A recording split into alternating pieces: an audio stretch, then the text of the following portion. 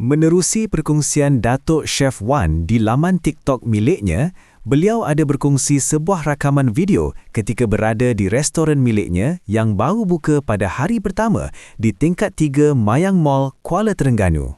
Dalam rakaman itu, dapat dilihat sambutan sangat menggalakkan dengan ramai pengunjung yang hadir menikmati hidangan juadah yang dipesan. Tularnya perkongsian ini telah meraih perhatian para netizen. Menjengah di ruangan komen, pelbagai reaksi diberikan oleh netizen mengenai perkongsian tersebut. Tanpa membuang masa, mari saksikan video ini.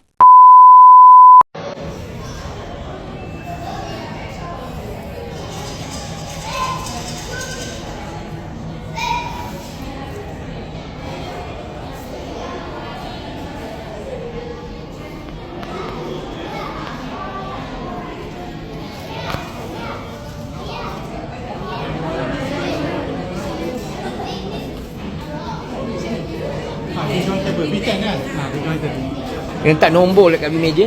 Sekejap ya.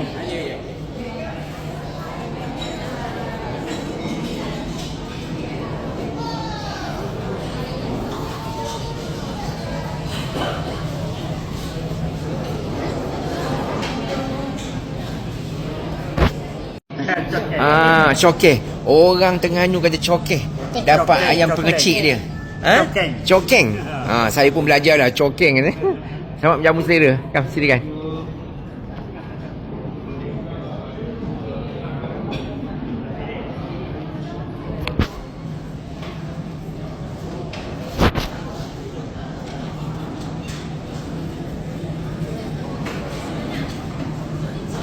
Macam mana bang nasi? Okey. Sedap. Alhamdulillah. Sungguh ni ya. Jangan tak sedap ni tak datang balik lah kan. Alhamdulillah. And how's your rice? All good?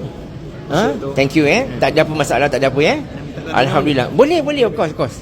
Semua okey ke dik makanan semua? Alhamdulillah. Jangan tak datang balik lagi tau. Come. Bayangkan orang Terengganu ni dah pukul kat pukul 3 kan? Ni dah 3 sitting penuh. Sampai pukul 3 orang Terengganu masih makan lagi. Alhamdulillah rezeki kan? Macam mana makanan semua okey? Alhamdulillah. Tengok penuh kiri kanan tu. So all that. Good.